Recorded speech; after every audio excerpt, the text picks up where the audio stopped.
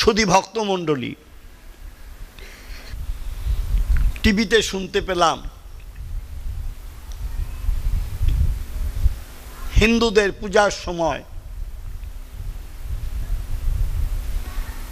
যদি আজানের সময় হয় তখন ঢাক বাজানো যাবে না।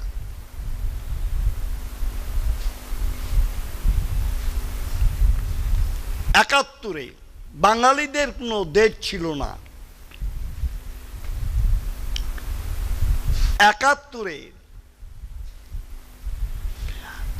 আমরা পাকিস্তানের কাছ থেকে একটা দেশ ছিনিয়ে এনেছি ৩০ লক্ষ মানুষের রক্তের বিনিময়ে। আপনারা এখন দেখছেন সনাতন মিডিয়া। সামনে আমাদের দুর্গাপূজা, শারদীয় দুর্গাপূজা, দেবীপক্ষ চলছে।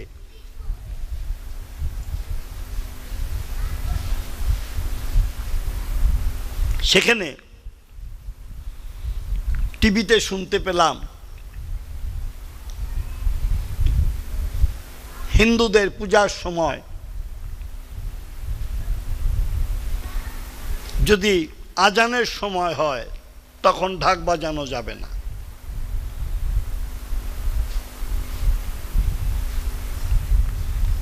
একাত্তরে বাঙালিদের কোনো দেশ ছিল না। একাত্তরে আমরা পাকিস্তানের কাছ থেকে একটা দেশ ছিনিয়ে এনেছি ৩০ লক্ষ মানুষের রক্তের বিনিময়ে। এক সাগরের রক্তের বিনিময়ে বাংলার স্বাধীনতা আনলো যারা, আমরা তোমাদের ভুলব না, গান আছে। সেখানে ৪টা স্তম্ভ ছিল, তার মধ্যে একটা ধর্ম নিরপেক্ষতা।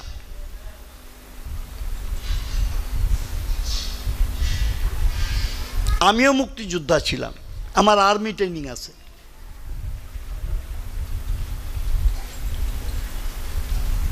ধর্ম নিরপেক্ষতার ভিত্তিতে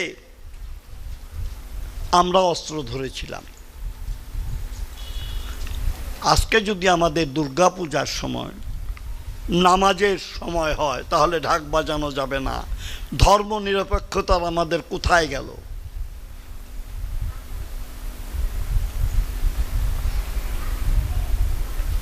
আমি কোরআন পড়েছি, হাদিস পড়েছি, আমার ঘরে কোরআন আছে, হাদিস আছে, ত্রিপিটক আছে, খ্রিস্টানদের বাইবেল আছে। আমি সমস্ত ধর্ম সমন্বয় করে দেখেছি, কোনো না কোনো এক জায়গায় ভাষাগত দিক থেকে তারতম্য থাকলেও অর্থ একই যেয়ে দাঁড়ায়। যেমন বেদ বললেন একম মেব দ্বিতীয়ম, আমি এক, আমি অদ্বিতীয়। কুরআনে বললেন লা শরীকা আল্লাহ, আল্লাহ ওয়াহিদুন, আল্লাহ খালিকুন, আল্লাহ এক, আল্লাহ অদ্বিতীয়, তার কোনো শরীক নাই। আবার বেদে বললেন একম মেব বহুস্বামী, আমি এক আছি, বহু হতে পারি। প্রদীপটা কি আছে না নিভে গেছে? নেবে গেছে না, জ্বালাতে হবে না। এই প্রদীপটা থেকে, একটা প্রদীপটা থেকে 100 প্রদীপ জ্বালানো যাবে না, 1000, 1 লক্ষ, 1 কোটি, কোটি কোটি প্রদীপ জ্বালানো যাবে। তাতে কি এই প্রদীপের অস্তিত্ব কমবে? অ্যাজ ইট ইজ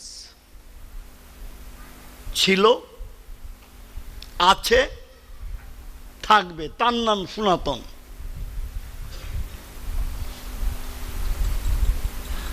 কোরআনে বললেন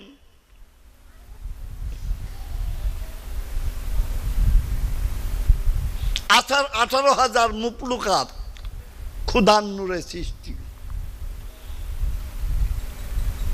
ক্ষুধার ঈশ্বরের আল্লাহর জ্যোতিতে 18,000 মুপলুকাত সৃষ্টি হলো।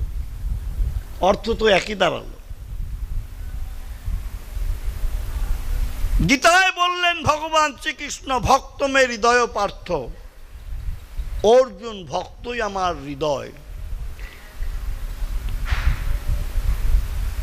চৈতন্য চরিতামৃতে বললেন ভক্তের হৃদয়ে কৃষ্ণের সতত বিশ্রাম।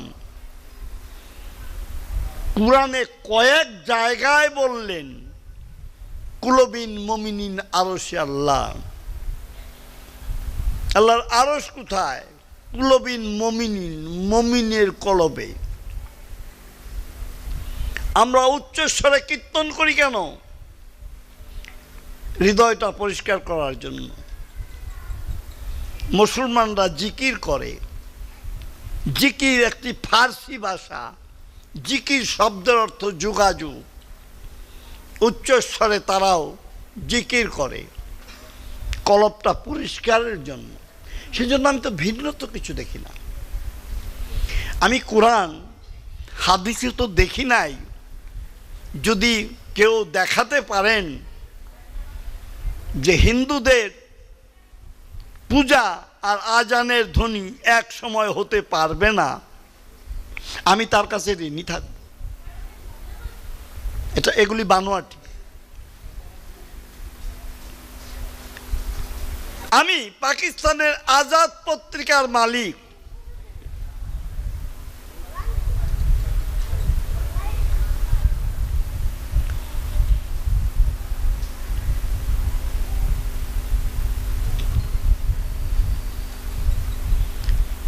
তার একটা লেখা বই মুস্তাফা চরিত, মৌলানা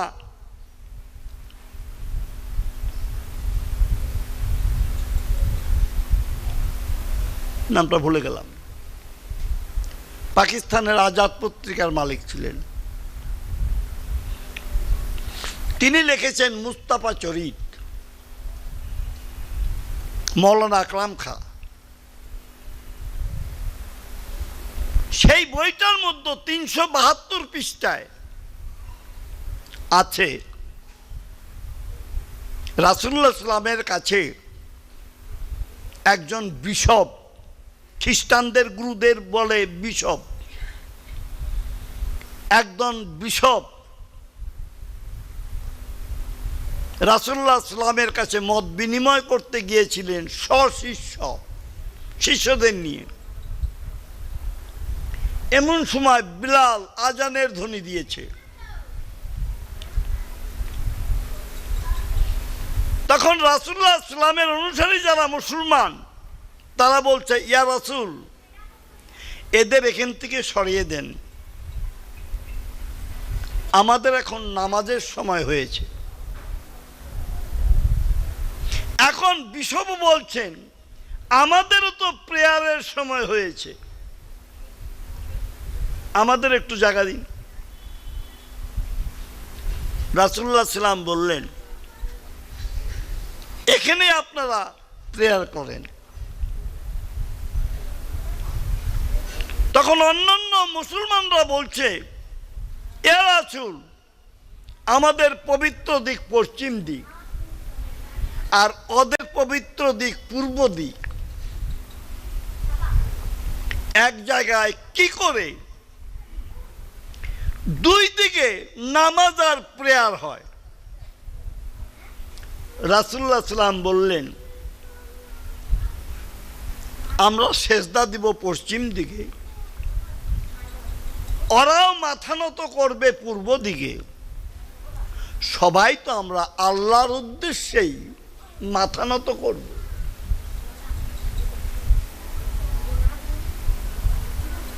আজকে সেই শিক্ষা গেল কোথায়? সেই ধর্ম নিরপেক্ষতা গেল কোথায়?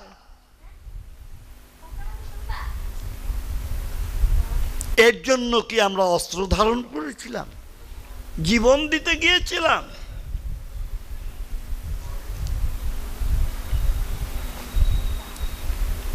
আজকে আমরা দিনের পর দিন অবহেলিত হয়ে পলায়ন পরা হয়ে দেশ ছাড়ছে।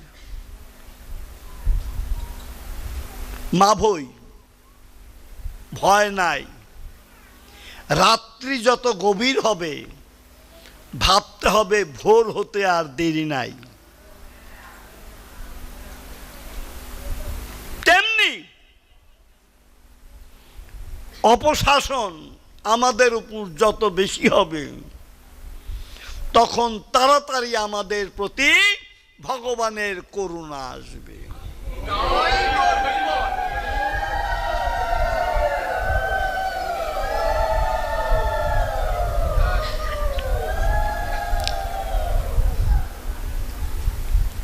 নন্দ মহারাজ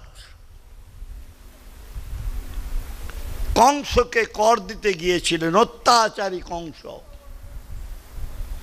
তার ভয়ে সাধু সজ্জন মনি ঋষি সব মথুরা ছেলে পালিয়েছে। পালায় নাই মহামতি কৃষ্ণ ভক্ত অক্রূর। সেই অক্রূরকেই কংস নিয়োগ করেছে নন্দ গোকুলে শ্রীকৃষ্ণ বলরামকে আনার জন্য। যে ছিল ভজনের বিপক্ষে সে হলো ভজনের পক্ষে। কৃষ্ণ বলরামকে অক্রূর নিয়ে আসলেন। নন্দ মহারাজ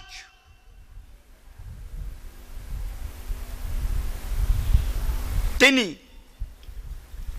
6 দিনের শিশুর 6 ষষ্ঠীর সমস্ত উপঢৌকন নিয়ে গিয়েছিলেন।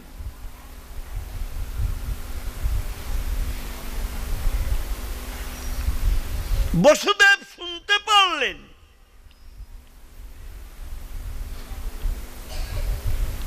দাদা এসেছে। বসুদেব নন্দ মহারাজকে ডেকে নিয়ে বললেন, কংস শিশু হত্যার জন্য পুতনা রাক্ষসীকে নিয়োগ করেছে। দাদা, তুমি উপঢৌকন কর দিয়ে আজই চলে যাও।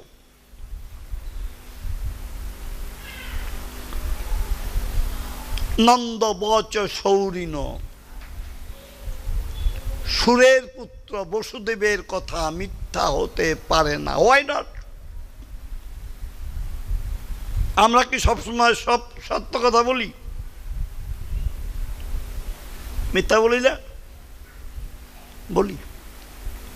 কিন্তু বসুদেব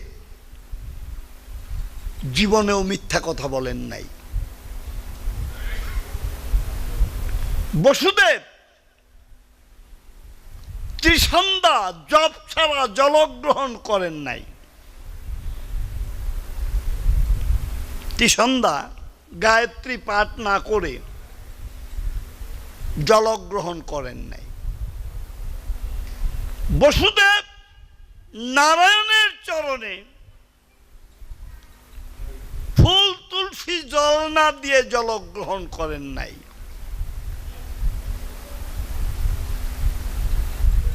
এই জন্য বসুদেবের কথা মিথ্যা হতে পারে না। ধার্মিক কারা? যারা সত্যাশ্রয়ী। বেদ বলছেন সত্যাংহি ধর্ম। ধর্মের মূল সংজ্ঞা হলো সত্য। যে যে ধর্মই করুক না কেন, যদি তার মধ্যে সত্য না থাকে তাহলে সে ধার্মিক না। সত্যাংহি ধর্ম, সত্যই ধর্ম। এই যে আমরা এখানে এসেছি, এখানে কি আমাদের মধ্যে কোনো মিথ্যার আশ্রয় আছে?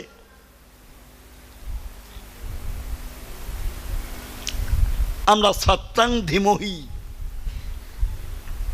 আমরা এখন সবাই মিলে সত্যের ধ্যান করছি, এখানে কোনো মিথ্যা নাই। এই এরিয়ার মধ্যে মিথ্যা মিথ্যা বলতে কিছু নাই। ইংরেজিতে একটা কথা আছে, রিলিজিয়ান অফ এ জেন্টলম্যান। ধর্ম কার? ভদ্রলোকের। রিলিজিয়ান অফ এ জেন্টলম্যান, ধর্মটা হলো ভদ্রলোকের। ভদ্রলোককে যে সত্য কথা বলে, যে ত্রিসন্ধ্যা জপ করে,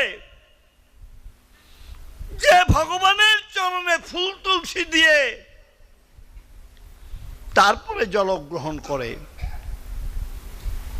সে হলো জেন্টলম্যান, ভদ্রলোক।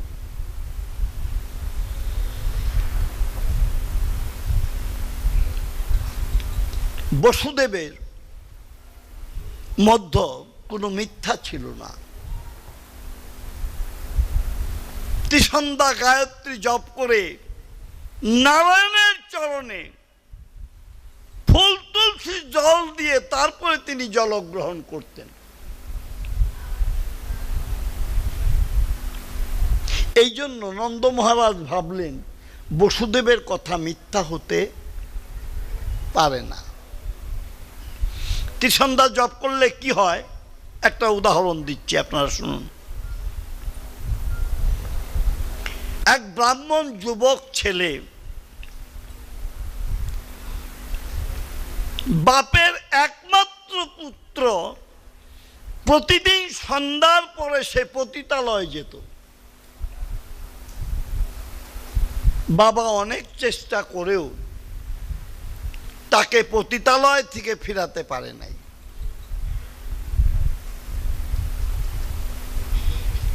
সৎসঙ্গে স্বর্গে বাস, অসৎসঙ্গে সর্বনাশ। বাবা মৃত্যুর পূর্ব মুহূর্তে ছেলের হাত ধরে বলছে, বাবারে, আমার তো কোনো কথা তুই জীবনে শুনলি না, আজকে আমি হাত ধরে তোকে একটি কথা বলছি, এই কথাটি তুই রাখবি। ছেলে তো দুশ্চিন্তায় পড়ে গেছে যে আমার যদি ওই কথা বলে তাহলে তো আমি রাখতে পারবো না। বাবা বলছে, তুই ত্রিসন্ধ্যা গায়ত্রী জপ করবি। ব্রাহ্মণের ছেলে, ত্রিসন্ধ্যা গায়ত্রী জপ করবি, এই কথাটা দে। ছেলে হাসি মুখে বরণ করে নিল, কারণ যেটা তার ভয় ছিল সেটা বাবা বলে নাই। করবো, গায়ত্রী জপ করব। সন্ধ্যার সময় গায়ত্রী জপ করে পতিতালয়ে যায়। বাবার শ্রাদ্ধ ক্রিয়াদি হয়ে গেল, আবার পুনর্মুষিক ভব, আবার সেই পূর্বের সন্ধ্যা হলে গায়ত্রী জপ করে পতিতালয়ে চলে যায়। ভোরবেলায় নদীতে স্নান করে ভিজা কাপড়ে জপ করতে করতে বাড়িতে আসে। বাবা বাড়িতে উঠতে দুই দিকে বিন্দাজি লাগিয়ে গিয়েছে, তুলসী গাছ। ওর ভিজা কাপড়ের জল তুলসীর গায়ে লাগে। তুলসী স্নানের মন্ত্র জানেন আপনারা? সবাই জানেন না। গোবিন্দ বল্লভা দেবী ভক্ত চৈতন্য কারিণী স্নাপায়নী জগদ্ধাত্রী কৃষ্ণ ভক্তি প্রদায়িনী। তুলসী স্নানের মন্ত্র। ভিজা কাপড়ের জল তুলসীর গায়ে যায়, তাতেই তুলসী সন্তুষ্ট হয়ে আশীর্বাদ করে তোর জন্য কৃষ্ণ ভক্তি হয়।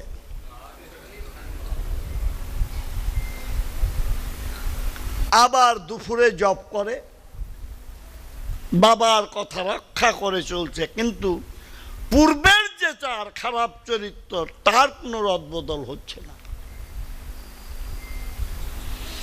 একদিন স্নান করে ভিজা কাপড়ে আস্তে আস্তে পিছনের দিকে তাকিয়েছে, তাকিয়ে দেখছে অপরূপা সুন্দরী একটি রমণী কালো একটা কাপড় নিয়ে যে ঘাটেও স্নান করেছে সেই ঘাটে এই হাঁটু জলে নেমেছে। নেমে কাপড়টা জলে ছুঁড়ে মারল। সার্ফ নাই, জেট নাই, খার নাই, সাবান নাই। কাপড়টা জলে দেওয়ার সঙ্গে সঙ্গেই শুভ্র হয়ে গেল, সাদা হয়ে গেল।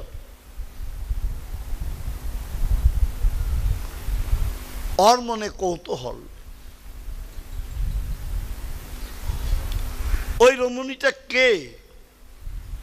এত সুন্দরী রমণী কালো একটা কাপড় নিয়ে ঘাটে এসেছে, জলে দেওয়ার সঙ্গে সঙ্গেই সাদা হয়ে যায়।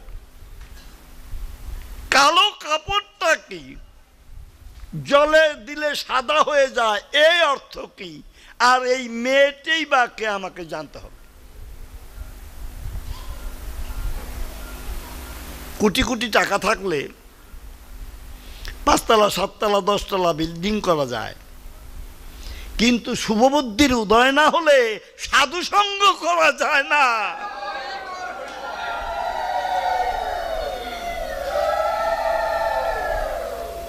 ওর শুভবুদ্ধির উদয় হয়েছে। ও যে সেই নদীর ধারে দুবাহু প্রসারিত করে দাঁড়িয়েছে, মেয়েটি কাপড় নিয়ে ডাঙ্গায় উঠেছে। শুভবুদ্ধির উদয় হয়েছে তো, তাই বলছে, মা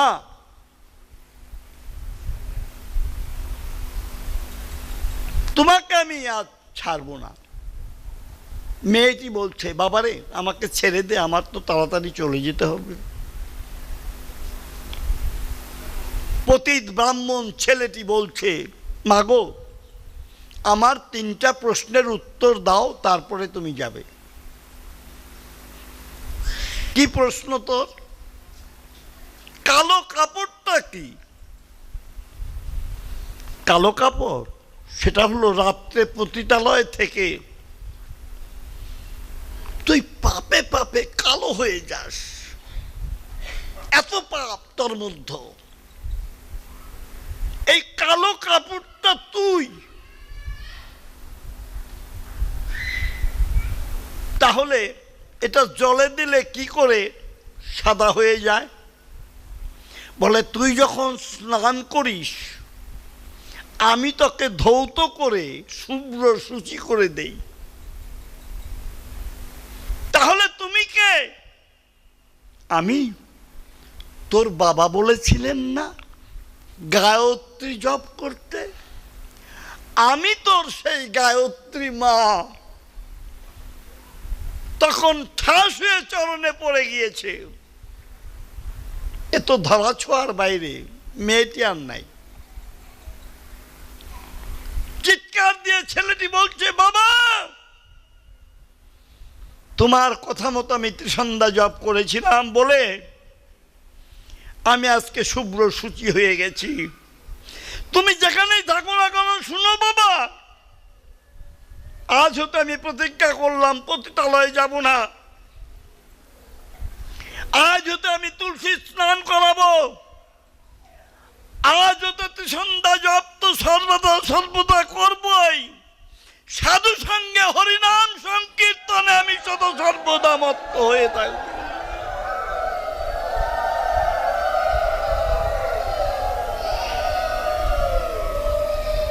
ত্রিসন্ধ্যা জপ করতে করতে এই পতিত ব্রাহ্মণ ছেলেটি সাধু হয়ে গেল।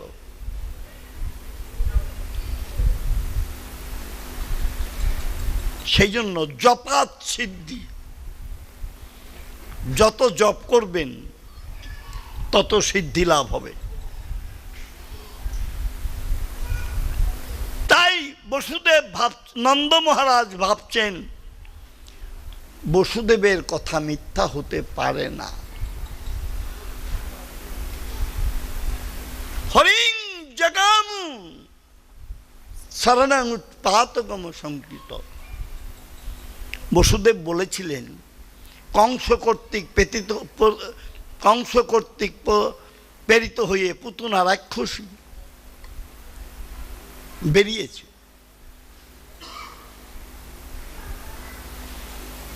হরিং জগামু শরণং, যার ঘরে হরি, তিনি হরির চরণ স্মরণ করে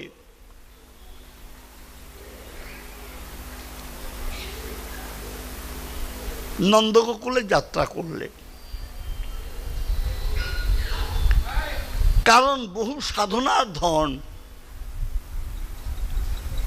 এই কৃষ্ণ, এই শিশুটি। কর্ণমুনি প্রশ্ন করেছিলেন মা যশোদাকে, কোন জন্মের সাধনার ফলে তুমি এই পুত্রটি লাভ করেছ? কর্ণমুনি পালনের দিন গিয়েছিলেন পালন করতে। মা যশোদা জোগাল দিয়েছেন, কর্ণমুনি রন্ধন করে ভোগ লাগিয়েছেন। এমন সময় দেখছেন ওই ভোগের অন্নের মধ্যে যশোদা পুত্রটি এসে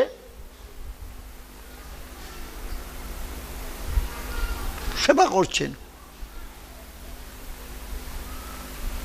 যশোদা দেবীকে কর্ণমুনি বললেন, মাগো, তোমার এখানে আমার সেবা হলো না, তোমার ছেলেটি আমার প্রসাদ উচ্ছিষ্ট করে দিয়েছে। আবার যোগান দিলেন, শিশুটিকে বড় কষ্ট করে ধরে রাখলেন, কোন ফাঁকে যেন আবার যেয়ে ভোজন করছেন। কারণ যাকে নিবেদন করছেন তিনি তো যাবেনই।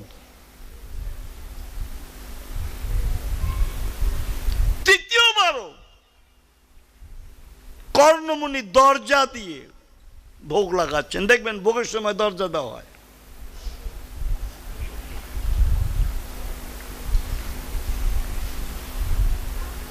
মা যশোদাও খুব আঁকড়ে ধরে রেখেছেন।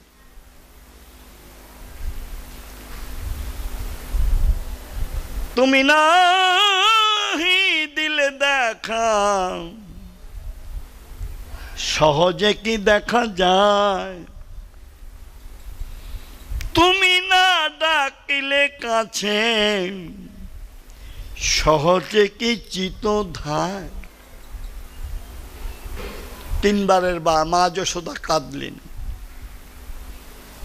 তোর জন্য কর্ণমুনির সেবা হলো না। কর্ণমুনি তখন বললেন, মা ধৈর্য ধরো, আমি একটু ধ্যান করছি। ধ্যান করে দেখলেন গোলক বিহারী হরি গোলকে নাই। তার সম্মুখে শিশুরূপে যাকে তিনি নিবেদন করেছেন তিনি সেবা করছেন। কর্ণমুনি বললেন, তোমার ছেলের তো 5 বছর হয় নাই মা, তাই না? না, তাহলে ওর উচ্ছিষ্ট গ্রহণ করা যাবে। কর্ণমুনি প্রসাদ পেয়ে চোখের জলে ভাসছেন, আমার কত বড় সৌভাগ্য, যাকে ব্রহ্মা পায় না ব্রহ্ম জ্ঞানে, যোগী পায় না যোগ সাধনে, আমি আজকে তার প্রসাদ পাচ্ছি।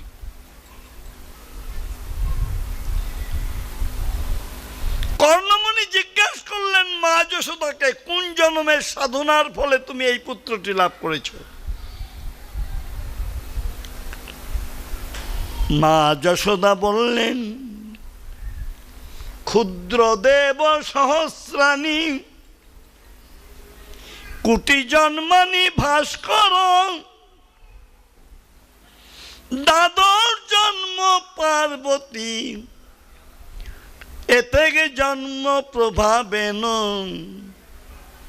ভগবত পুত্র পাশ হব, ক্ষুদ্র দেব সহস্রাণী। ছোট ছোট দেবতাদের আমি সহস্র জনম তপস্যা করেছি। হ্যাঁ, 2-4 দিন প্রসাদ বুঝি হলেই, 1 লক্ষ মালা জপলেই নিজেরে খুব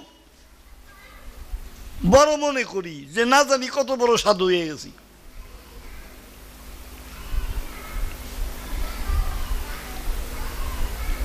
ক্ষুদ্র দেব সহস্রাণী, ছোট ছোট দেবতাদের সহস্র জনম তপস্যা করেছি। কোটি জন্মানি ভাস্কর, 1 কোটি জনম তপস্যা করেছি সূর্যের।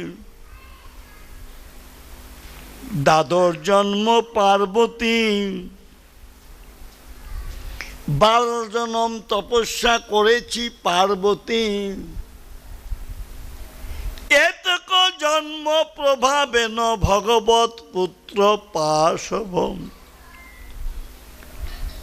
এই 1,01,012 জনম গত হয়ে গেছে। তারপরে আমি এই পুত্রটি লাভ করেছি। শুধু তাই না, এ জন্মেও আমার তপস্যা করতে হয়েছে। আগেকার দিনে সন্তান না হলে পুত্রেষ্টি যজ্ঞ করতেন। আদিসুর রাজা, তিনি পুত্রেষ্টি যজ্ঞ করেছিলেন। পুত্র না হয়ে কন্যা হয়েছিল। সেই কন্যার ঘরের সন্তান যিনি জাতিভেদ প্রথা তৈরি করেছেন বল্লাল সেন। আগেকার দিনের পুত্রেষ্টি যজ্ঞ করা হতো।